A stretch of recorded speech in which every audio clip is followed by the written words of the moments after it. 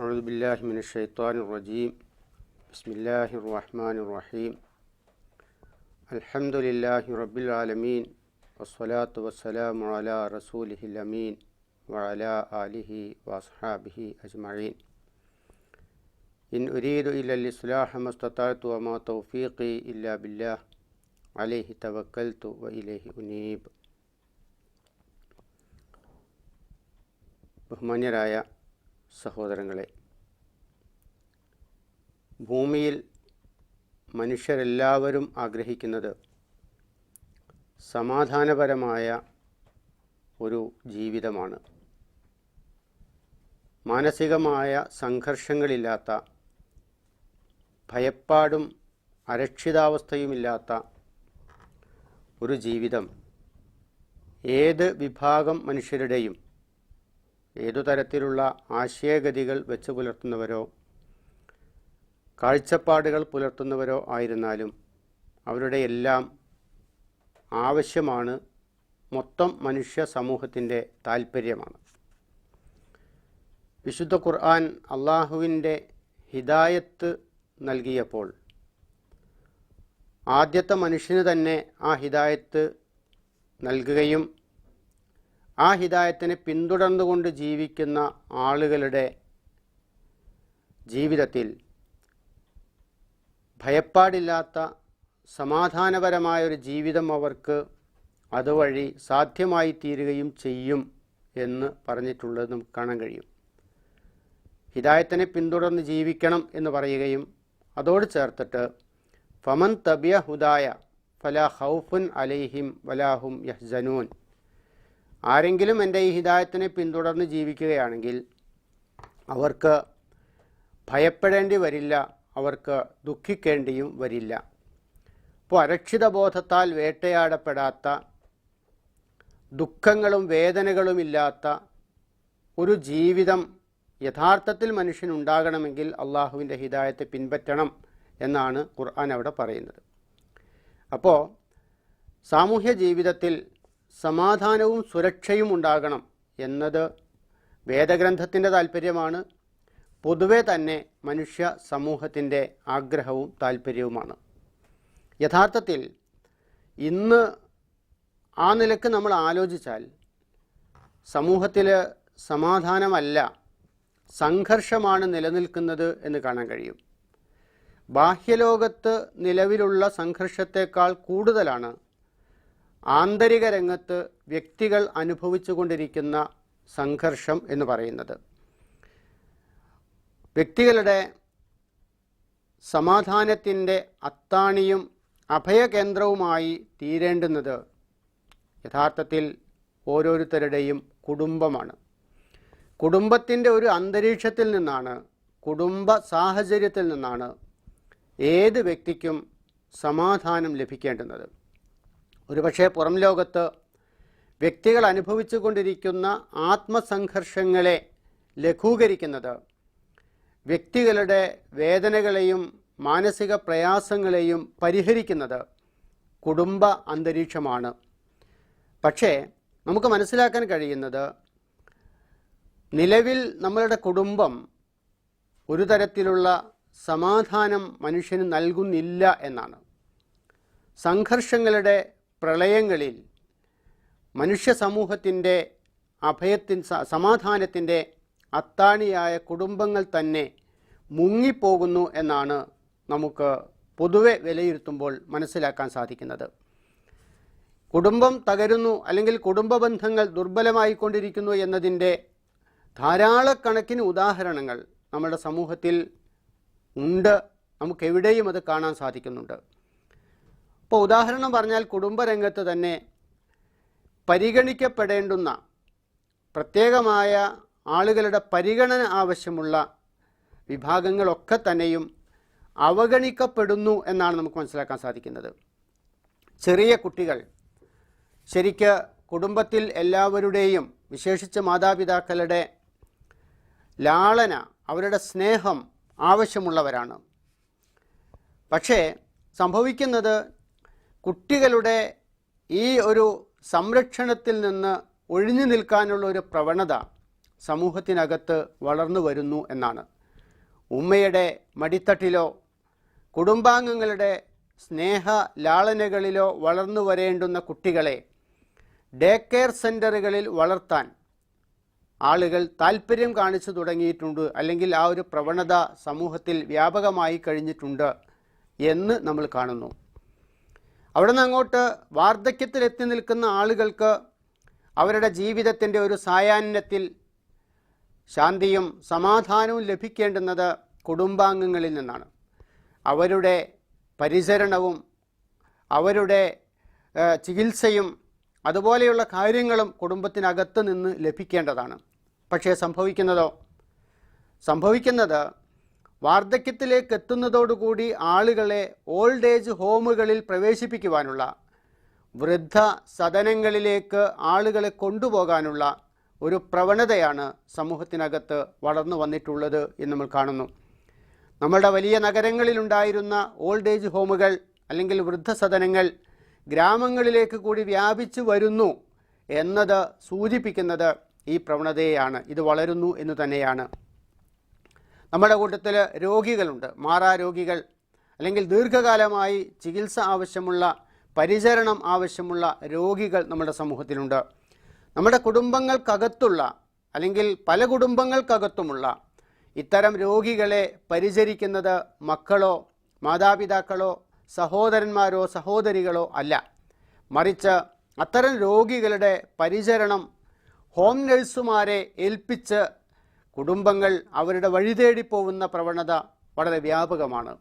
ഇങ്ങനെ സമൂഹത്തിനകത്ത് അല്ലെങ്കിൽ കുടുംബങ്ങൾക്കകത്ത് മറ്റുള്ളവരുടെ, ആരോഗ്യമുള്ളവരുടെ ഒക്കെ തന്നെ പരിഗണനയും പരിചരണവും ആവശ്യമുള്ള വിഭാഗങ്ങൾക്ക് അവഗണന നേരിടേണ്ടി വരുന്നു.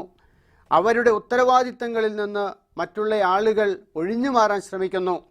അത് വേറെ ആരുടെയും എങ്കിലും ചുമതലകളിൽ ഏൽപ്പിക്കാൻ ശ്രമിച്ചുകൊണ്ടിരിക്കുന്നു എന്നത് നമ്മുടെ കുടുംബ ബന്ധങ്ങൾക്കകത്ത് ഉണ്ടായിത്തീരുന്ന വിള്ളലുകളെയാണ് യഥാർത്ഥത്തിൽ സൂചിപ്പിക്കുന്നത് എന്ന് കൃത്യമായി നമുക്ക് മനസ്സിലാക്കാൻ സാധിക്കേണ്ടതാണ്. അപ്പോൾ കുടുംബം യഥാർത്ഥത്തിൽ സമൂഹത്തിൻ്റെ നിലനിൽപ്പിന് തന്നെ ആവശ്യമാണ്. ഒരു സമൂഹത്തിൻ്റെ ആരോഗ്യകരമായ നിലനിൽപ്പ് സാധ്യമായി തീരണമെങ്കിൽ നല്ല വിള്ളലുകളില്ലാത്ത, അടിയുറപ്പുള്ള, ഭദ്രതയുള്ള കുടുംബ ബന്ധങ്ങൾ ഉണ്ടാവേണ്ടത് വളരെ അനിവാര്യമാണ്. അതുകൊണ്ട് തന്നെയാണ് വിശുദ്ധ ഖുർആൻ ധാരാളമായി കുടുംബത്തെക്കുറിച്ച് പറഞ്ഞിട്ടുണ്ട്, കുടുംബ ബന്ധങ്ങളെക്കുറിച്ച് പറഞ്ഞിട്ടുണ്ട്, കുടുംബത്തിനകത്ത് പാലിക്കപ്പെടേണ്ടുന്ന മര്യാദകളെക്കുറിച്ച് പറഞ്ഞിട്ടുണ്ട്, കുടുംബാംഗങ്ങൾക്കിടയിലുണ്ടാകേണ്ടുന്ന ബന്ധങ്ങളെക്കുറിച്ച്, ഇടപാടുകളെക്കുറിച്ച് എല്ലാം ധാരാളമായി ഖുർആൻ പറഞ്ഞിട്ടുണ്ട്. ഒരു പക്ഷേ ആരാധനാപരമായ കാര്യങ്ങളെക്കുറിച്ച് പറഞ്ഞിട്ടുള്ളതിനേക്കാൾ കൂടുതലായി വിശുദ്ധ ഖുർആൻ പറഞ്ഞിട്ടുള്ളത് കുടുംബ ബന്ധങ്ങളെക്കുറിച്ചാണ് എന്ന് നമുക്ക് പറയാൻ കഴിയും.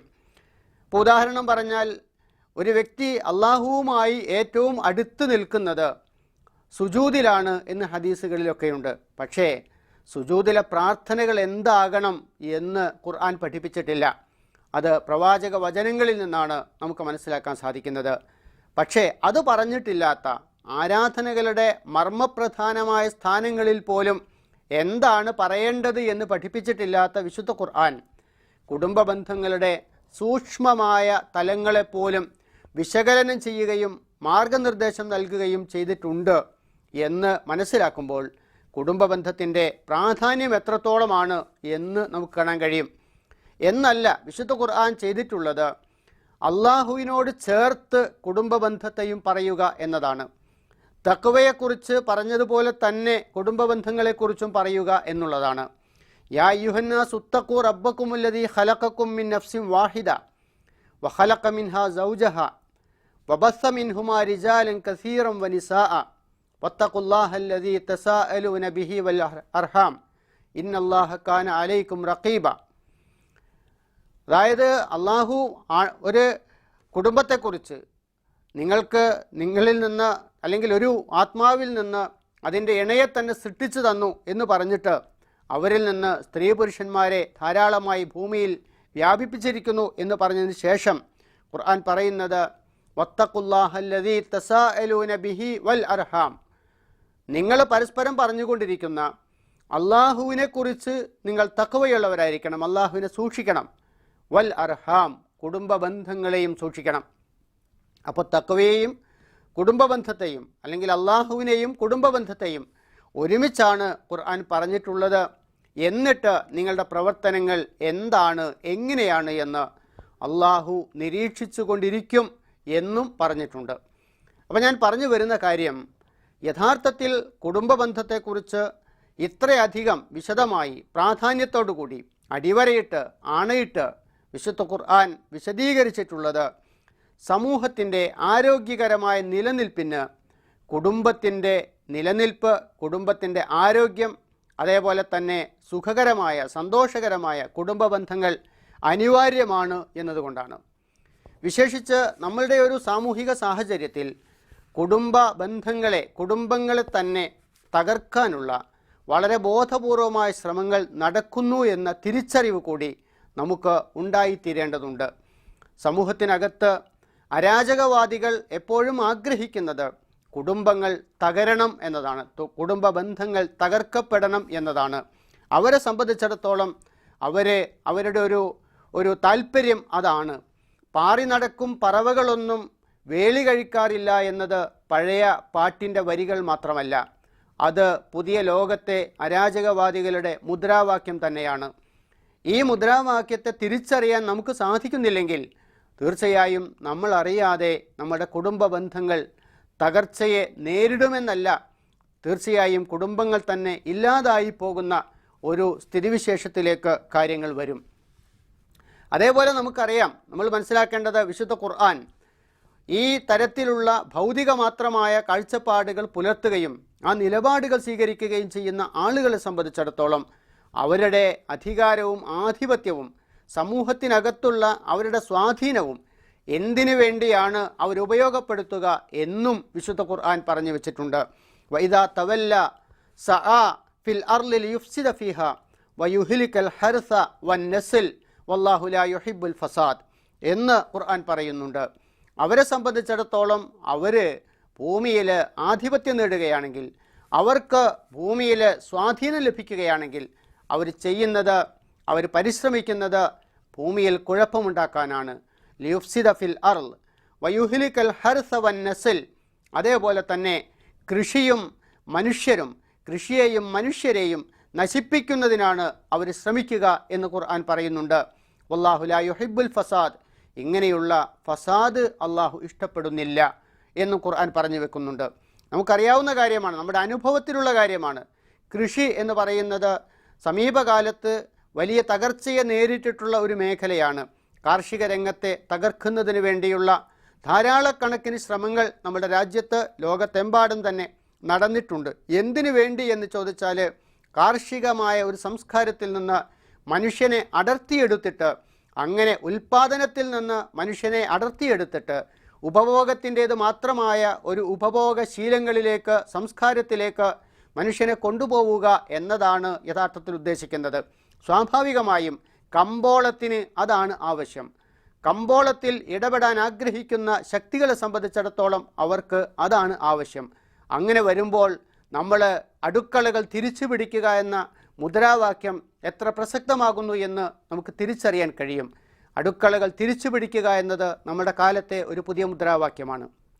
ഞാൻ പറഞ്ഞു വരുന്നത്, ഇവിടെ കൃഷി നശിപ്പിക്കുക എന്ന് പറയുന്നത് ഒരു പക്ഷേ കുറച്ചുകൂടി കൊല്ലങ്ങൾക്ക് മുമ്പ് നമ്മളിത് പറയുമ്പോൾ ആളുകൾക്കൊരു പക്ഷേ അത് മനസ്സിലാകുമായിരുന്നില്ല. അടുക്കള തിരിച്ചു പിടിക്കണമെന്ന് പറഞ്ഞാൽ എന്താണ് ഈ പറയുന്നത് എന്ന് ആളുകൾ കണ്ണിൽ നോക്കി ചോദിക്കുമായിരുന്നു. പക്ഷേ ഇന്ന് അതിൻ്റെ ആവശ്യമില്ല.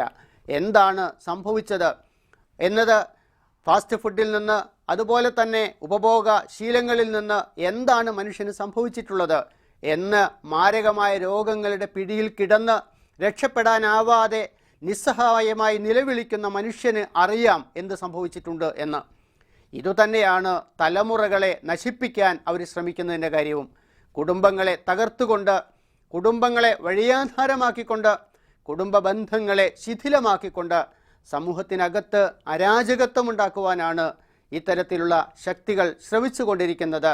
തീർച്ചയായും നമുക്ക് അത് കരുതിയിരിക്കാൻ കഴിയണം എന്നാണ് ഞാൻ സൂചിപ്പിച്ചിട്ടുള്ളത്. ഇവിടെ അരാജകവാദികൾ മാത്രമല്ല, യഥാർത്ഥത്തിൽ ഒരു പരിധിവരെ സമൂഹത്തിന് അകത്തുള്ള അതിരുകവിഞ്ഞ ആത്മീയവാദവും കുടുംബ ബന്ധങ്ങളെ ദുർബലപ്പെടുത്തുന്നതിന് കാരണമായി തീരുന്നുണ്ട് എന്ന് നമ്മൾ മനസ്സിലാക്കണം. അതിരുകവിഞ്ഞ ആത്മീയവാദികളെ സംബന്ധിച്ചിടത്തോളം കുടുംബം ഒരു ഭാരമായിട്ടാണ് അവർ കരുതുന്നത്. കുടുംബം ഭാരമാണ്. പക്ഷേ നമ്മൾ മനസ്സിലാക്കണം, അള്ളാഹുവിൻ്റെ റസൂൽ കുടുംബ ബന്ധങ്ങൾ പുലർത്തിയിരുന്നു എന്ന് മാത്രമല്ല, കുടുംബ ബന്ധങ്ങൾക്ക് പോറലേൽക്കുന്ന തരത്തിൽ, അത് ദുർബലപ്പെടുന്ന തരത്തിലുള്ള ഇബാദത്തുകളെ പോലും അള്ളാഹുവിൻ്റെ റസൂൽ നിരുത്സാഹപ്പെടുത്തിയിരുന്നു എന്നാണ് നമുക്ക് മനസ്സിലാക്കാൻ സാധിക്കുക. പ്രവാചകനെ നിരുത്സാഹപ്പെടുത്തിയിട്ടുണ്ട്. അമിതമായ ആത്മീയ താല്പര്യം മൂലം അള്ളാഹുവിൻ്റെ റസൂലിൻ്റെ അടുത്ത് വന്ന്, റസൂലിൻ്റെ വീട്ടിൽ വന്ന് ഇനി ഉറങ്ങാതെ നമസ്കരിക്കുമെന്ന് പറഞ്ഞ, അതേപോലെ തന്നെ തുടർച്ചയായി നോമ്പനുഷ്ഠിക്കുമെന്ന് പറഞ്ഞ ആളുകളെയൊക്കെ പിന്നീട് വിളിച്ചു വരുത്തി ശാസിക്കുകയാണ് അള്ളാഹുവിൻ്റെ പ്രവാചകൻ ചെയ്തിട്ടുള്ളത്. അപ്പോൾ പ്രവാചകൻ്റെ ജീവിതം അങ്ങനെയായിരുന്നു. എന്ന് മാത്രമല്ല, പ്രവാചകന്മാരെക്കുറിച്ച് ഖുർആൻ നടത്തിയിട്ടുള്ള ഒരു പൊതുപ്രസ്താവനയുണ്ട്. ആ പ്രസ്താവനയിലും അവർക്ക് കുടുംബവും കുട്ടികളും ഉണ്ടായിരുന്നു എന്നാണ് വിശുദ്ധ ഖുർആൻ പറയുന്നത്. വലഖദ് അർസൽന റുസുലൻ മിൻ ഖബ്ലിക് വജഅൽനാ ലഹും അസ്വാജൻ വദുർരിയ. താങ്കൾക്ക് മുമ്പ് നാം പ്രവാചകന്മാരെ അയച്ചിട്ടുണ്ട്, അവർക്കൊക്കെ കുടുംബവും കുട്ടികളും ഉണ്ടായിരുന്നു, ഭാര്യമാരും കുട്ടികളും ഉണ്ടായിരുന്നു, ഇണകളും കുഞ്ഞുങ്ങളും ഉണ്ടായിരുന്നു എന്നാണ് ഖുർആൻ പറഞ്ഞു വെച്ചിട്ടുള്ളത്. അപ്പോൾ ആത്മീയതയുടെ പേരിൽ കുടുംബ ബന്ധങ്ങളെ ഇല്ലാതാക്കുന്നത്, അല്ലെങ്കിൽ കുടുംബ ബന്ധങ്ങളിൽ ശ്രദ്ധിക്കാതെ വരുന്നത് ആത്മീയതയല്ല, അള്ളാഹുവിന് ഇഷ്ടമുള്ള കാര്യമല്ല എന്നതാണ് പറഞ്ഞു വെച്ചിട്ടുള്ളത്. അപ്പോൾ ഈ നിലക്കൊക്കെ ആലോചിക്കുമ്പോൾ സമൂഹത്തിനകത്ത് വളർന്നു വരുന്ന അരാജകവാദങ്ങൾ കുടുംബത്തെ ദുർബലപ്പെടുത്തുന്നുണ്ട്. അതേപോലെ തന്നെ ശരിയായ ദിശയിലല്ലാത്ത ആത്മീയവാദങ്ങളും കുടുംബ ബന്ധങ്ങളെ ദുർബലപ്പെടുത്താൻ കാരണമായി തീരുന്നുണ്ട് എന്നതാണ്. കുടുംബം ശിഥിലമാകുന്നതോടുകൂടി, അല്ലെങ്കിൽ കുടുംബം ദുർബലമായി തീരുന്നതോടുകൂടി ഒരുപാട് ശരിയല്ലാത്ത പ്രവണതകൾ സമൂഹത്തിനകത്ത് വളർന്നു വരും, അല്ലെങ്കിൽ വളർന്നു വന്നുകൊണ്ടിരിക്കുന്നുണ്ട്. നിലവിലുള്ള സാമൂഹിക ഘടനയിൽ ഉണ്ടായിക്കഴിഞ്ഞിട്ടുള്ള ഒരുപാട് തെറ്റായ പ്രവണതകളുടെ കാരണം കുടുംബരംഗം ശിഥിലമായിട്ടുള്ളതാണ് എന്നും നമ്മൾ മനസ്സിലാക്കേണ്ടതാണ്. നമ്മുടെ സമൂഹത്തിൽ പൊതുവെ ആളുകൾ നിരുത്സാഹപ്പെടുത്താൻ ശ്രമിക്കുന്ന ഒരു പ്രവണതയാണ് പ്രണയം എന്ന് പറയുന്നത്. ഈ പ്രണയം എന്തുകൊണ്ട് നിരുത്സാഹപ്പെടുത്തേണ്ടി വരുന്നു എന്നതൊക്കെ വേറെ തന്നെ വിശകലനം ചെയ്യേണ്ട കാര്യമാണ്. പക്ഷേ എന്തുകൊണ്ട് ഈ തരത്തിലുള്ള ഒരു പക്ഷേ കുടുംബങ്ങളെ തന്നെയും നിരാകരിച്ചുകൊണ്ട് വളർത്തിക്കൊണ്ടു വന്നിട്ടുള്ള മാതാപിതാക്കളുടെ താല്പര്യം തന്നെ നിരാകരിച്ചുകൊണ്ട് കുട്ടികൾ പ്രണയങ്ങളുടെ പിന്നാലെ പോകുന്നു എന്ന് ചോദിച്ചാൽ, കുടുംബത്തിനകത്ത് ലഭിക്കേണ്ടുന്ന പരിഗണനയും സ്നേഹവും സ്നേഹത്തിൻ്റെ തണലും അതേപോലെ തന്നെ സ്നേഹത്തിൻ്റെ ഒരു ശീതളമായ സാഹചര്യവും ലഭിക്കാതിരിക്കുമ്പോഴാണ് പ്രണയങ്ങളുടെ പിന്നാലെ പോകുന്നത് എന്ന് തിരിച്ചറിയാൻ നമുക്ക് സാധിക്കേണ്ടതാണ്. പുറത്തുള്ള സാഹചര്യങ്ങളും അതിന് കാരണമാകുന്നുണ്ട്. പക്ഷേ നല്ല ഒരളവിൽ കുടുംബത്തിനകത്തുള്ള ഈ സാഹചര്യം അതിന് കാരണമായി തീരുന്നുണ്ട് എന്ന് നമുക്ക് മനസ്സിലാക്കാൻ കഴിയുന്നു. വിഷാദ രോഗങ്ങളുടെ കാരണം എന്താണ്? സുരക്ഷിതമായ കുടുംബാന്തരീക്ഷമില്ലാതിരിക്കുമ്പോൾ, അതേപോലെ തന്നെ സമാധാനപരമായ കുടുംബാന്തരീക്ഷമില്ലാതിരിക്കുന്നിടത്താണ് വ്യക്തികളിൽ വിഷാദ രോഗങ്ങൾ വളർന്നു വരുന്നത്. അതേപോലെ ആത്മഹത്യാ പ്രവണതകൾ ഉണ്ടായിത്തീരുന്നത് ഒക്കെ അവിടെയാണ്. ജീവിതത്തിൻ്റെ യാഥാർത്ഥ്യങ്ങളെ ധൈര്യമായി അഭിമുഖീകരിക്കാൻ സാധിക്കുന്ന കുട്ടികൾ വളർന്നു വരുന്നില്ല എന്നത് ഒരു പ്രശ്നമാണ്. വളരുന്ന തലമുറയുടെ ഒരു വലിയ പ്രശ്നമാണ് അത്. യഥാർത്ഥത്തിൽ ജീവിത പ്രശ്നങ്ങളെ ധൈര്യമായി അഭിമുഖീകരിക്കാൻ സാധിക്കുന്നില്ല. ചെറിയ ചെറിയ പ്രശ്നങ്ങളെപ്പോലും വളരെ ഭീകരമായ സ്വഭാവത്തിൽ കാണുകയും കൈകാര്യം ചെയ്യുകയും വളരെ ദുർബലമായ രീതിയിൽ അതിനെ അഭിമുഖീകരിക്കേണ്ടി വരികയും ചെയ്യുന്ന ഒരു സാഹചര്യമുണ്ട്. അതുകൊണ്ട് തന്നെ പ്രശ്നങ്ങളെ അഭിമുഖീകരിക്കാൻ കഴിയാത്ത ആത്മവിശ്വാസമുള്ള, അതേപോലെ തന്നെ നല്ല കരുത്തുള്ള ഒരു തലമുറ എന്തുകൊണ്ട് വളർന്നു വരുന്നില്ല എന്ന് ചോദിച്ചാൽ, അവർക്ക് ആത്മവിശ്വാസം കിട്ടേണ്ടുന്നത്, അവർക്ക് യഥാർത്ഥത്തിൽ നല്ല ഒരു കരളുറപ്പ് കിട്ടേണ്ടുന്നത്, പ്രശ്നങ്ങളെ അഭിമുഖീകരിക്കാനുള്ള ധൈര്യം അവർക്ക് ലഭിക്കേണ്ടുന്നത് സുരക്ഷിതമായ ഒരു കുടുംബാന്തരീക്ഷത്തിൽ നിന്നാണ്. സ്നേഹം ലഭിക്കുന്ന, പരിഗണന ലഭിക്കുന്ന ഒരു കുടുംബാന്തരീക്ഷത്തിൽ നിന്നാണ് ശരിക്കും അത് ലഭിക്കേണ്ടുന്നത്.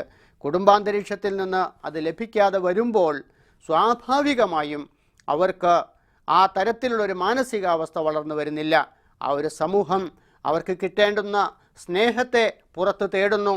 അതേപോലെ തന്നെ അവരഭിമുഖീകരിക്കേണ്ടി വരുന്ന പ്രശ്നങ്ങളിൽ നിന്ന് അവരെ രക്ഷപ്പെടാൻ ശ്രമിക്കുന്നു, ഒളിച്ചോടാൻ ശ്രമിക്കുന്നു, ചിലപ്പോൾ ആത്മഹത്യകളിൽ അഭയം തേടാൻ ശ്രമിക്കുന്നു. ഇതിനൊക്കെ കഴിയാത്തയിടത്ത് മനസ്സിൻ്റെ താളം തെറ്റിയിട്ട് വിഷാദ രോഗങ്ങൾക്ക്, മനോരോഗങ്ങൾക്ക് അവരടിപ്പെട്ടു പോകുന്നു എന്ന് നമ്മൾ കാണുന്നു. എന്തുകൊണ്ടാണ് പ്രബുദ്ധമായ കേരളത്തെക്കുറിച്ചുള്ള പഠനങ്ങൾ ഇത്തരത്തിലുള്ള ശരിയല്ലാത്ത അനാരോഗ്യകരമായ പ്രവണതകൾ കേരളത്തിൽ വളർന്നു വരുന്നു എന്ന് സൂചിപ്പിക്കുന്നത്? എന്തുകൊണ്ടാണ്? കേരളം സാമ്പത്തികമായി വളരെ പിന്നാക്കം പോയത് കൊണ്ടായിരിക്കുകയില്ല, അല്ലെങ്കിൽ കേരളം വിദ്യാഭ്യാസ രംഗത്ത് പിറകോട്ടടിച്ചത് കൊണ്ടായിരിക്കുകയില്ല എന്ന് നമുക്കൊക്കെ അറിയാം. മറിച്ച് സംഭവിച്ചിട്ടുള്ളത് കുടുംബ ബന്ധങ്ങൾക്ക് ശൈഥില്യം നേരിട്ടു എന്നതാണ്. അതുകൊണ്ട് വളരെ ചുരുക്കത്തിൽ പറഞ്ഞു വരുന്ന കാര്യം, ശരിക്ക് നമ്മുടെ കുടുംബങ്ങൾ ഭദ്രമായി തീരുന്നില്ലെങ്കിൽ, കുടുംബങ്ങൾ ഭദ്രമായി തീരുക എന്നത് മാത്രമല്ല, അത് വളരെ നല്ല സന്തോഷകരമായ അന്തരീക്ഷത്തിലേക്ക് അത് പോകുന്നില്ലെങ്കിൽ തീർച്ചയായും നമ്മളുടെ സമൂഹത്തിൻ്റെ താളം തെറ്റുന്നിടത്തേക്ക് തന്നെ അത് എത്തിച്ചേരാതിരിക്കുകയില്ല എന്നാണ് നമുക്ക് മനസ്സിലാക്കാൻ സാധിക്കുന്നത്. ശരിക്ക് നമ്മുടെ കുടുംബങ്ങൾക്കകത്ത് മുതിർന്ന ആളുകൾക്ക് ബഹുമാനം കിട്ടണം, അവരർഹിക്കുന്ന പരിഗണനയും ആദരവും അവർക്ക് ലഭിക്കേണ്ടതായിട്ടുണ്ട്. അവരെ സംബന്ധിച്ചിടത്തോളം കുട്ടികളെ വളർത്തി വലുതാക്കി അവരെ ഒരു നിലയിൽ എത്തിച്ചു കഴിഞ്ഞ ശേഷം അവരെ അവഗണിക്കപ്പെടുന്ന ഒരു സാഹചര്യം തീർച്ചയായും ഉണ്ടാകാൻ പാടില്ലാത്തതാണ്. മറിച്ച് അവർക്ക് പരിഗണന കിട്ടണം, അവർക്ക് ആദരവും ബഹുമാനവും കിട്ടണം. അവരെ പരിചരിക്കുന്നത്, അവർക്ക് കാര്യങ്ങൾ ചെയ്തു കൊടുക്കുന്നത് വളരെ സന്തോഷകരമായ ഒരു ജീവിതാനുഭവമായി ഏറ്റെടുക്കാൻ കുടുംബത്തിലെ മറ്റുള്ള ആളുകൾക്ക്, കുട്ടികൾക്ക്, അതേപോലെ സഹോദരി സഹോദരന്മാർക്ക് എല്ലാം സാധിക്കുന്ന ഒരു സാഹചര്യം ഉണ്ടാകണം. നമ്മുടെ കുട്ടികളെ സംബന്ധിച്ചിടത്തോളം അവർക്ക് ആവോളം സ്നേഹം അനുഭവിക്കാൻ കുടുംബത്തിൽ നിന്ന് സാധിക്കണം. കുടുംബത്തിനകത്ത് ജീവിക്കുന്നു എന്നതിൻ്റെ അർത്ഥം അവർക്ക് അവിടെ നിന്ന് സ്നേഹം ലഭിക്കുന്നു എന്നതായിരിക്കണം. അവർക്ക് പുറത്തുനിന്ന് കിട്ടാത്തത്, പുറത്തുനിന്ന് അവർക്ക് അനുഭവിക്കാൻ സാധിക്കാത്തത് കുടുംബത്തിനകത്ത് അവർക്ക് അനുഭവിക്കാൻ സാധിക്കുന്ന ഒരു സാഹചര്യം ഉണ്ടാകണം. അതേപോലെ തന്നെ രോഗികളായ ആളുകളെ സംബന്ധിച്ചിടത്തോളം അവർക്ക് കുടുംബത്തിനകത്ത് നിന്ന് നല്ല പരിചരണം കിട്ടണം. ഇന്ന് നമ്മൾ മനസ്സിലാക്കേണ്ടതാണ്, ഞാൻ നേരത്തെ ഹോം നഴ്സുമാരെ കുറിച്ച് പറഞ്ഞു.